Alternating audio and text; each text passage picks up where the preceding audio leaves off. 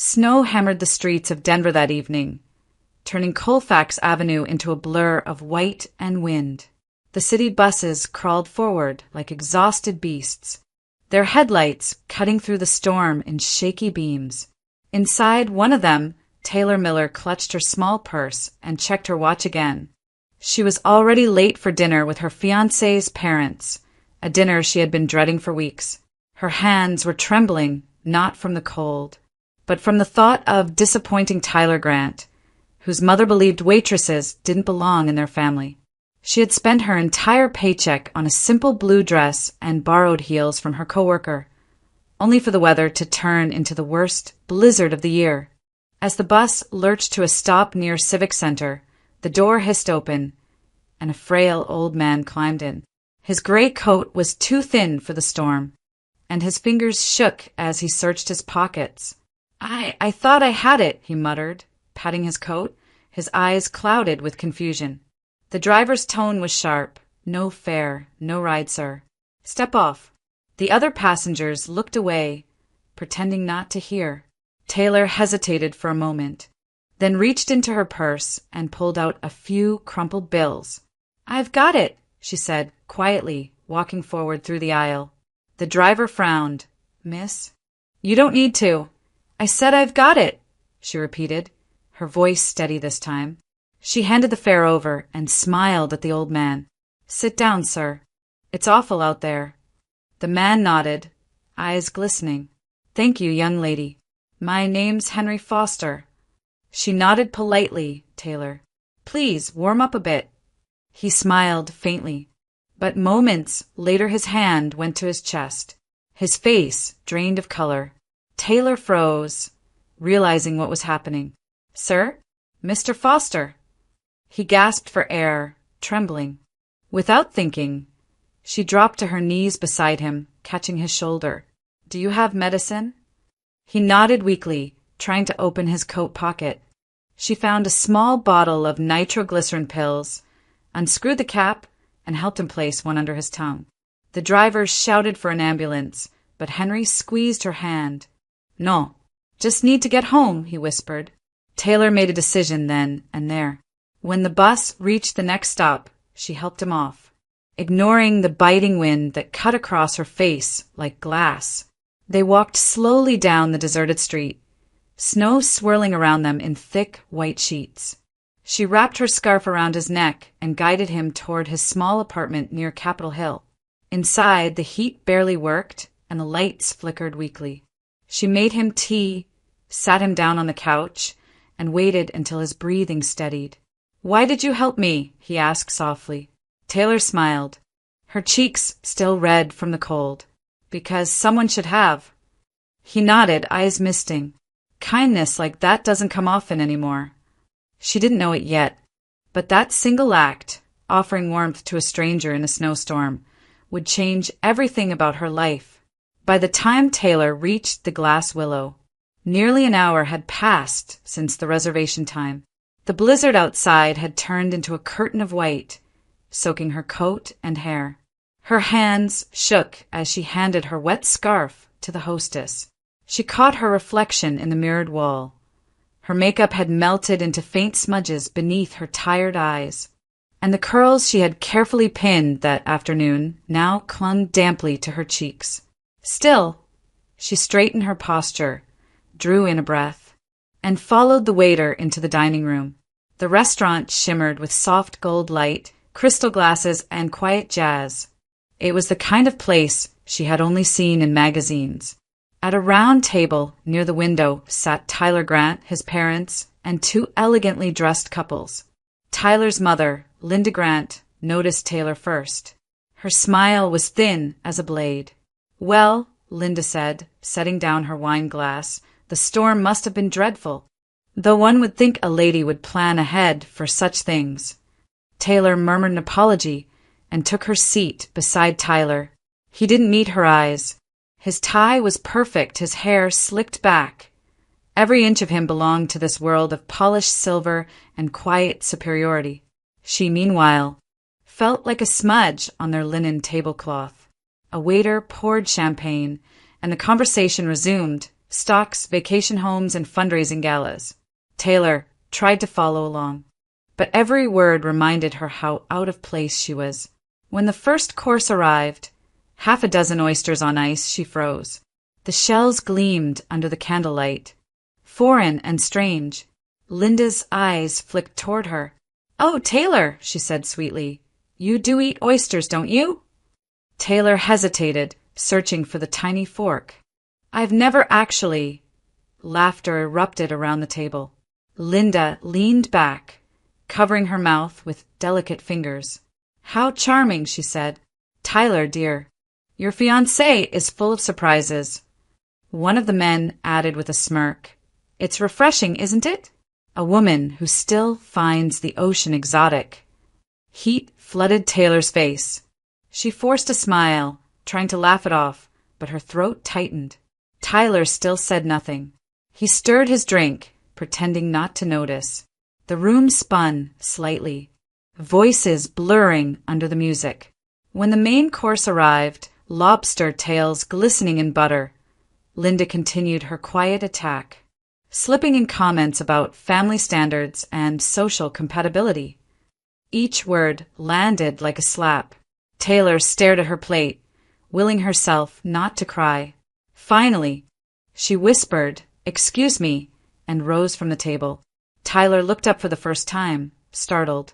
"Taylor, where are you going?" She met his eyes, her voice steady but trembling. "Home." Outside, the cold hit her like a wall. Snow clung to her lashes, melting into tears she didn't bother to hide. She walked down the empty street, heels sinking into the slush, the restaurant's laughter fading behind her. The wind howled, carrying away the last echo of her humiliation. Taylor pulled her coat tighter and kept walking through the storm, unaware that somewhere across the city, the same old man she had helped hours earlier was thinking about her too, remembering the warmth in her voice when the whole world had turned to ice. That night, the storm had finally quieted, leaving Denver buried beneath a blanket of white. Taylor's apartment in Aurora was dimly lit, the old radiator clicking softly as she hung her soaked coat over a chair. Her mother, Ruth Miller, sat wrapped in a knitted shawl on the couch, the faint hum of the oxygen concentrator filling the silence. She looked up from her tea when Taylor came in, her eyes instantly searching her daughter's face. "Sweetheart," Ruth said gently, "you're freezing. Did you at least get there safely?" Taylor forced a nod, slipping off her wet shoes. "I did. I wish I hadn't." She tried to sound calm, but the words trembled. She sat beside her mother and began to tell the story, how Linda Grant had smiled with polite cruelty, how the others had laughed, and how Tyler, the man she thought would stand beside her, hadn't said a single word in her defense. Her voice broke when she reached that part. Ruth listened quietly, her wrinkled hands folded on her lap. When Taylor finished, the older woman let out a long, weary sigh. "I wish I could say I'm surprised," she said softly. "People like that, they build their lives on what others think of them. But you, honey, you're built on something real." Taylor looked down, eyes glassy. "I just wanted them to like me. I thought maybe if I worked harder, dressed better, they'd see I was good enough." Ruth reached out and brushed the damp hair from her daughter's forehead. "Good enough," she repeated. "You don't have to earn that from anyone. And if a man lets you be humiliated in front of his family," her tone hardened, quiet but sharp, "a man who lets you be humiliated isn't a man at all." The words hit Taylor with a strange mix of comfort and pain. She leaned into her mother's shoulder, breathing in the faint scent of chamomile and detergent. For a long time, neither of them spoke. Outside, the wind moaned against the window like a tired ghost. Later that night, Taylor woke with chills running through her body. The hours spent in the snow had caught up with her. Ruth hurried to her side, placing a cool hand on her forehead, worry creasing her face. "You're burning up," she whispered, fetching a damp towel. By morning, Taylor's fever raged. Her voice was hoarse, her body weak. On the nightstand, her phone buzzed, Tyler's name lighting the screen. She stared at it, then turned it face down without answering. From that day on, she never called him again. The engagement ring sat untouched on her dresser, a dull reminder of a world she no longer wanted to belong to. A week later, the sky over Denver had cleared, but the city still lay under thick drifts of snow that glimmered under the pale morning sun. Taylor helped her mother into the car, wrapping a blanket around her shoulders before driving carefully toward St. Joseph Medical Center. The heater hummed weakly, filling the silence with a steady hum. Ruth was unusually quiet, her face pale from fatigue. The last few days had been difficult. Her heart had grown weaker, and every step left her breathless. Inside the hospital, the scent of antiseptic filled the air. Taylor guided her mother through the corridor, their shoes squeaking softly against the linoleum floor. They stopped at the cardiology ward's front desk to check in. As Ruth went in for her examination, Taylor sat down in the waiting area, rubbing her cold hands together. That was when she saw him. Henry Foster, the old man from the bus. He was seated across the hall, holding a paper cup of coffee, his hat resting on his knee. His posture was better, his face brighter, though still lined with age. For a moment, Taylor hesitated, wondering if he would even remember her. Then his eyes lifted and recognition flickered instantly. "Well, I'll be," he said with a surprised smile. "The young lady from the blizzard." Taylor's face lit up. "Mr. Foster, you look so much better. I've thought about you since that night. How have you been?" He chuckled softly. "Alive, thanks to you. My doctor said I was a stubborn old fool for walking in that storm, but maybe it was meant to happen that way. Otherwise, I'd never have met you." They talked for a while, and she learned that he came in regularly for his heart checkups. He asked about her mother, and when she explained Ruth's condition, his expression turned gentle and sincere. "I'll pray for her," he said quietly. "You remind me of someone I used to know, someone who cared that deeply." "Your wife?" Taylor asked. He shook his head. "My son," he said, and his voice softened. "Mark Foster." He was 31, brilliant young man, ran his own real estate firm. 2 years ago, he was killed in a carjacking outside Denver. They said it was a robbery gone wrong. His hands trembled slightly as he spoke. "I buried him myself, but I still talk to him every day." Taylor's throat tightened. She reached out, placing a hand on his arm. "I'm so sorry. No parent should ever have to go through that." Henry nodded, blinking back the emotion in his eyes. "You have a good heart, Taylor. Don't lose that, no matter what the world throws at you." When Ruth's appointment ended, Taylor promised to visit again. And she did every few days, stopping by to share coffee and small talk with the lonely old man whose life she had unknowingly changed that night on Colfax. Over the next few weeks, Taylor found herself returning to St. Joseph more often than she expected. Sometimes to accompany her mother, sometimes just to see Henry Foster. What began as polite conversation in the hospital waiting room turned into warm, easy companionship. They'd meet for coffee in the small hospital cafe, where Henry always ordered the same black roast and Taylor the cheapest latte on the menu. He liked to talk, not in the self-centered way of lonely men, but with genuine curiosity. "You remind me of my son," he said once, smiling across the table. He worked himself to the bone too. Always said he'd rest when things were stable, but they never are they? Taylor laughed softly, stirring her coffee. "I guess not. I work 2 shifts most days, one at the cafe downtown and one at the diner on 6th Avenue. I'm saving for my mom's treatment, but," she hesitated, her voice fading, "sometimes it feels like I'm running in place." Henry nodded, understanding the exhaustion behind her words. "You're doing what good people do. The world needs more of that, though it rarely pays you back." One afternoon, she told him about the dinner at the Glass Willow. She didn't plan to. It simply slipped out during their talk. Her hands twisted around the paper cup as she recounted the laughter, the oysters, and Tyler's silence. Henry's expression darkened. "Let me tell you something." "Taylor," he said quietly, "money and manners don't make character. I've known men with empires who had nothing decent left in them." His words comforted her more than she expected. No pity, no surprise, just truth. A few days later, when Ruth was admitted for overnight observation, Taylor spent the afternoon with Henry at his small apartment in Capitol Hill.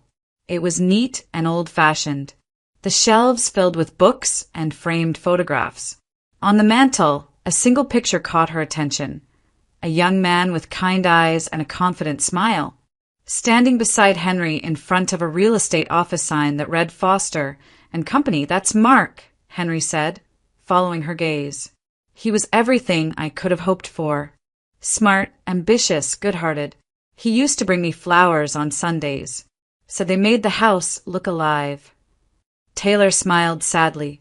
He seemed steady, the kind of person who made people feel safe. Henry's eyes misted. "He did. Losing him broke something in me I didn't know could break." Then he looked at her and added quietly, "But meeting you, it's like the world's given me a small piece of him back." The words struck something deep within Taylor. She'd never known her own father. He'd left when she was a child, and hearing that from Henry filled a hollow space she hadn't realized was still open. From then on, she stopped calling him Mr. Foster. He became simply Henry, and every visit felt less like an obligation and more like coming home. In the sterile halls of a hospital and the warmth of his cluttered apartment, two lonely souls, one young, one old, found the faint light of hope flickering back to life.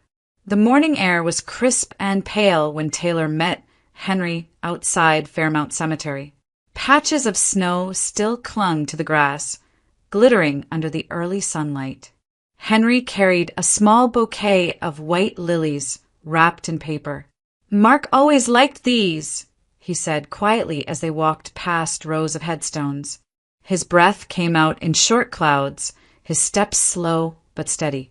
They reached a modest granite marker nestled beneath a bare oak tree.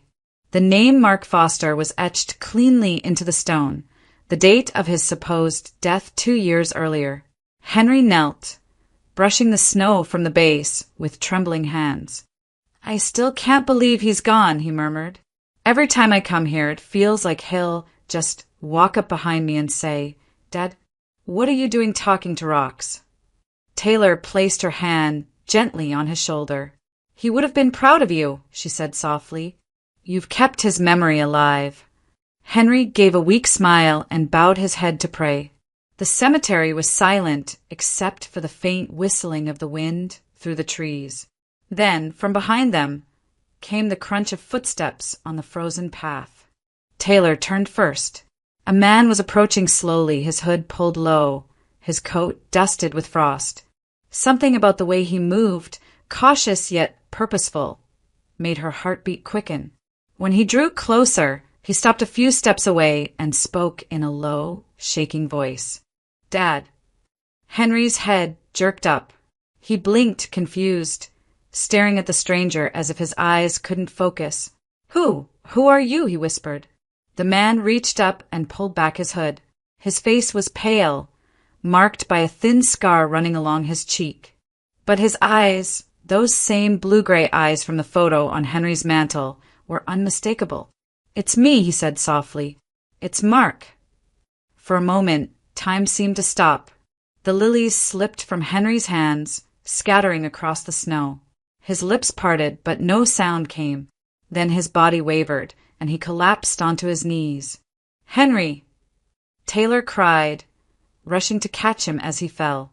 Mark was beside them in an instant, kneeling in the snow, holding his father's shoulders. "Dad, it's okay. It's me. I am alive." Henry's eyelids fluttered. When he opened them again, tears streamed down his face. He reached out a trembling hand and touched his son's cheek as if afraid the vision might vanish. "You're real," he gasped. "My boy, I buried you. I owe God." Mark held him tightly, his voice breaking. I wanted to come sooner. I couldn't. It wasn't safe. Taylor stood beside them, stunned, her breath visible in the cold air. The grave that bore his name glistened behind them, half covered in snow, while the living man knelt before it. After a long silence, Henry whispered through sobs, "Let's go home. Tell me everything." Mark nodded, still holding his father close. "I will, Dad," he said. "I'll tell you everything." And together, with Taylor walking beside them, they left the cemetery, 3 figures moving through the winter light, carrying a miracle the world had long buried. That evening, the small apartment on Capitol Hill was filled with the faint hum of the radiator and the smell of hot tea. Henry sat in his worn armchair, still pale and trembling from the shock, his eyes never leaving his son. Taylor sat quietly on the couch, hands wrapped around a mug, still trying to make sense of what she had witnessed. Across from them, Mark Foster, alive, scarred, and older than his years, leaned forward, his voice steady but low. "I need to tell you everything," he began, "because the man who tried to kill me is still out there, and he's thriving." Henry's hand clenched around the armrest. "Who?" Mark hesitated for a moment, then said the name like it burned his tongue. "Richard Grant." Taylor froze. The name struck her like a jolt. She looked at Henry, then back at Mark. "Richard Grant, as in Tyler Grant's father?" Mark nodded grimly. "The same." He took a deep breath. 2 years ago, Richard came to me with a business proposal. He wanted to merge our companies, Grant Realty and Foster and Company, to form one of the largest real estate firms in Colorado. He said it would be equal partnership, but most of the funding came from me. I trusted him. I thought he was my friend. Henry's eyes narrowed. "And he betrayed you?" Mark nodded. "He wanted everything, my assets, my clients, even my patents on new development software. When the market started turning against him, he panicked. He needed a way out.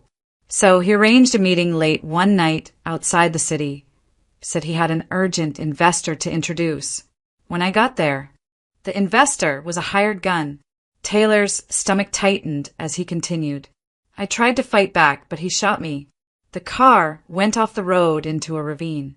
They dragged another body into the wreck, set it on fire, and left me for dead." He paused, his eyes distant. "I would have died there too if it wasn't for Caleb Whitmore, a forest ranger who found me barely breathing the next morning. He carried me to his cabin, tended my wounds, and kept me hidden for months." Henry's voice trembled. "All that time, all those nights, I prayed."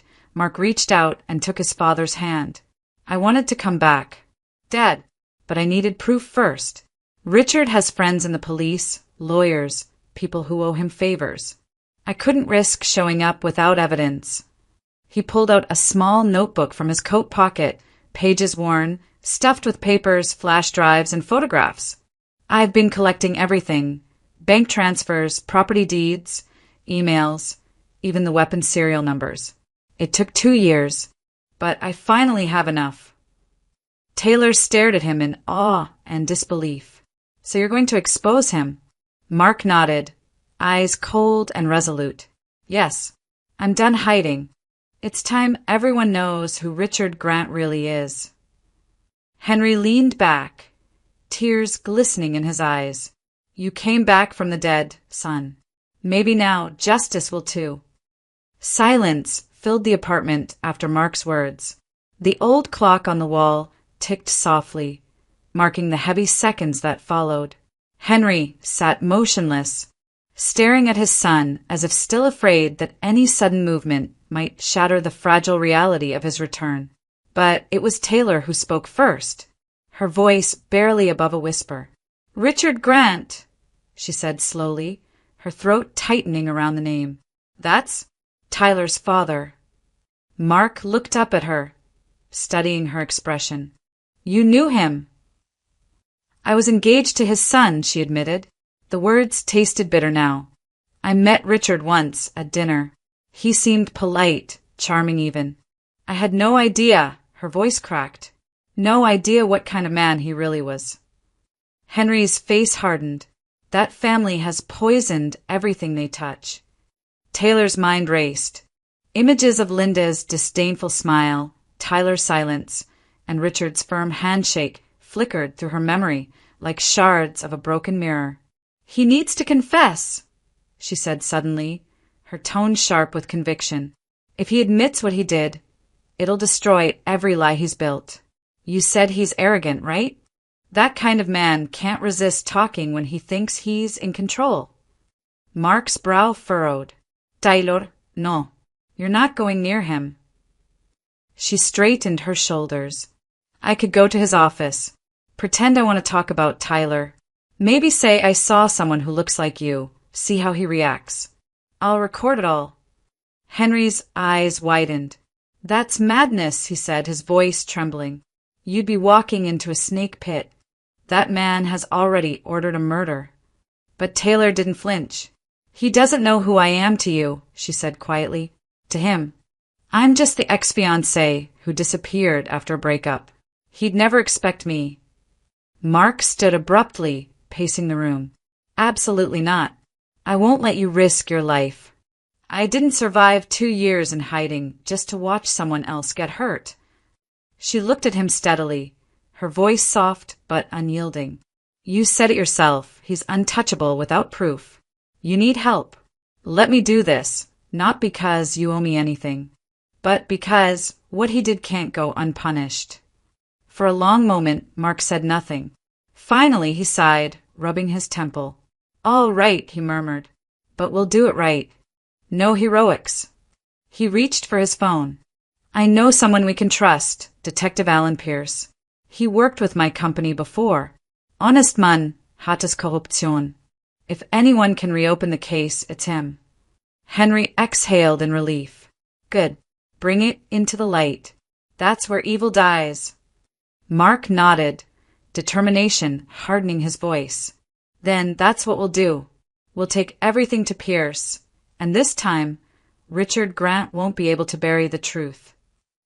Over the following weeks, the quiet apartment on Capitol Hill became a base of operations. Files, photos, and flash drives filled Mark's dining table. Taylor spent her nights sorting documents and cross-checking old employee records from Grant Real Estate, using contacts she still had from her brief engagement to Tyler. Meanwhile, Detective Alan Pierce discreetly began his investigation, reopening the sealed case from 2 years prior. "Richard Grant has friends in high places," Pierce warned during one late-night meeting. "If we move too soon, he'll make this disappear again. We need a confession, or at least something that ties him directly to the hitman." Mark nodded grimly. "Then we make him talk." They planted small tracking devices, monitored Richard's meetings, and recorded every financial transaction Pierce could legally trace. The pattern was clear: money transfers to offshore accounts, hush payments to former employees, and irregular withdrawals around the time of Mark's death. Taylor worked tirelessly beside Mark. She was resourceful and precise, her knowledge of the Grant family's habits invaluable. One evening, she found an old internal email chain showing Richard's signature authorizing a mysterious cash advance to a consultant days before the shooting. That consultant, Pierce confirmed, was a known contract killer now serving time in another state. It was enough. On a frigid Friday night, they decided to confront him. The plan was simple. Mark would go in, Pierce's team would stay close, and Taylor would monitor the audio feed from the car. The office of Grant Real Estate loomed dark and silent in downtown Denver, its glass facade reflecting the streetlights. Inside, Richard was working late, reviewing contracts at his mahogany desk. When the door opened, he didn't look up immediately. "I told you no meetings after 8, he snapped. The voice that answered froze him in place. "Then this won't take long." Richard's pen rolled off the desk. Slowly he looked up, and the color drained from his face. "No," he whispered. That's impossible. Mark stepped out of the shadows, his scar catching the faint light. Hello, Richard, he said evenly. Did you miss me? For a moment, Richard just stared, his mouth open, breath shallow. Then his voice broke into a nervous laugh. You're not real. You died. They found your car. I saw the reports. You saw what you paid to see. Mark cut in. I survived your bullet. And now you're going to answer for what you did. Richard rose, his chair scraping the floor. You can't prove anything. This is trespassing, Foster. I'll have you arrested. Mark leaned forward, placing a small recorder on the desk. Go ahead. Call your lawyer. But first, tell me, how much did you pay to have me killed? Richard's mask slipped for a second. His jaw clenched, eyes narrowing. You have no idea what you're talking about, he hissed. It was business. You left me no choice. The words hung in the air like a confession. Behind the tinted windows, Pierce's team exchanged glances. The detective's hand hovered over the radio. Mark's voice hardened. You took my company, my life, my father's peace. And you call that business. Richard's composure cracked. You were naive. The market was collapsing. It was you or me. That was enough. The office door burst open, and Detective Pierce entered, badge raised. Richard Grant, you're under arrest for conspiracy to commit murder and financial fraud. Richard staggered back, eyes wild. You can't do this. Pierce replied coldly, You already did. As they cuffed him, Richard's gaze locked on Mark, half disbelief, half fear. Mark said nothing.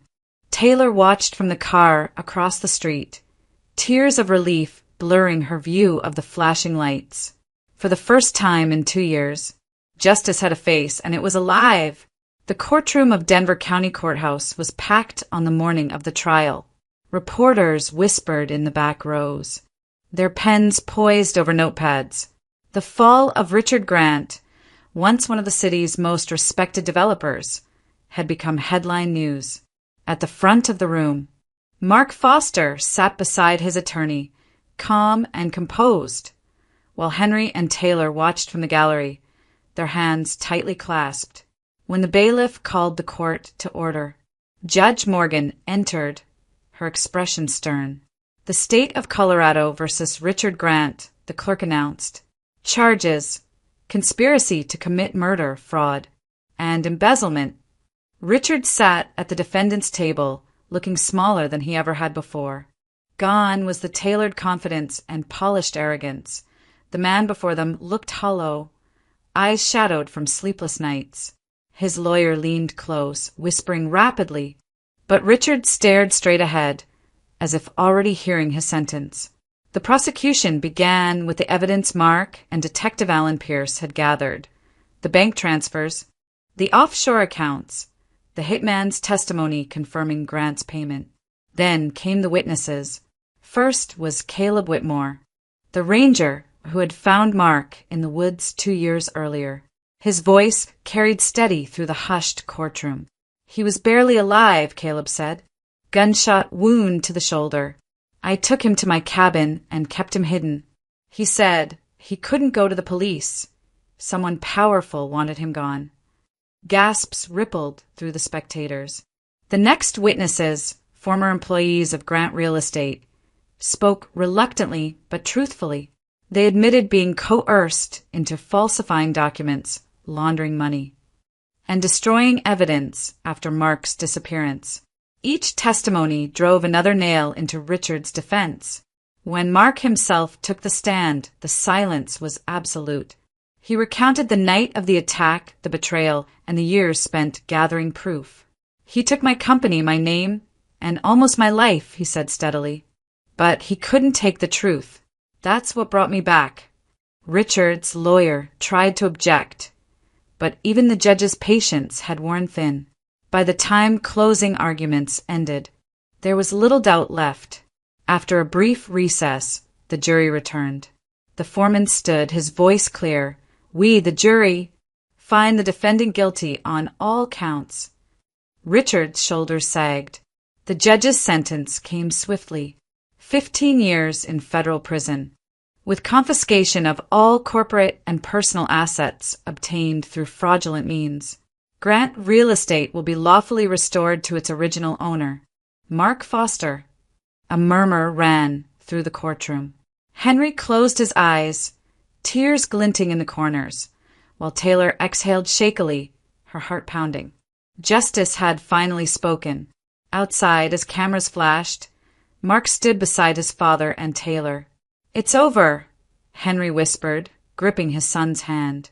Mark shook his head gently. "No," he said, glancing toward Taylor. "It's beginning again." In the weeks that followed, Henry seemed to grow younger, full of purpose once more. Taylor went back to work, quietly saving for her mother's surgery. Though life was still hard, for the first time in years, hope didn't feel like a luxury. It felt like something they had earned. The days following the trial brought both relief and exhaustion. Taylor devoted every hour she could to caring for her mother, Ruth, whose heart condition had suddenly worsened. The doctors at St. Joseph Medical Center urged immediate surgery, but the cost was far beyond what Taylor had managed to save. She sat by the hospital bed one evening, holding her mother's frail hand. "Just a few more weeks, Mom," she whispered, forcing a smile she didn't feel. "I'll find a way." Ruth, half asleep, squeezed her daughter's hand weakly. "You've already done enough, sweetheart," she murmured. "Don't wear yourself thin for me." But Taylor couldn't give up.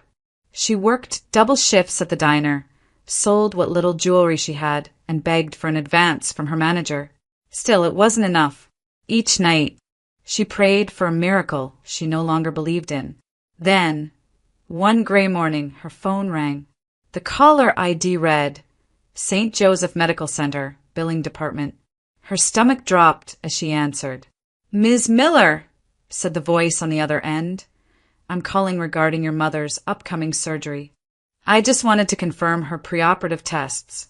Everything's cleared, and the payment's been received in full." Taylor blinked. "What?" "There must be some mistake. I haven't paid anything." The woman hesitated, then replied, "It's already processed. Anonymous donation, covering the entire procedure and post-op care. Your balance is 0. For a moment, Taylor couldn't speak. Her throat closed, and the tears came before she could stop them. Do you know who?" "I'm sorry, Mom." The donor asked to remain confidential. Taylor hung up, trembling, but deep down she already knew.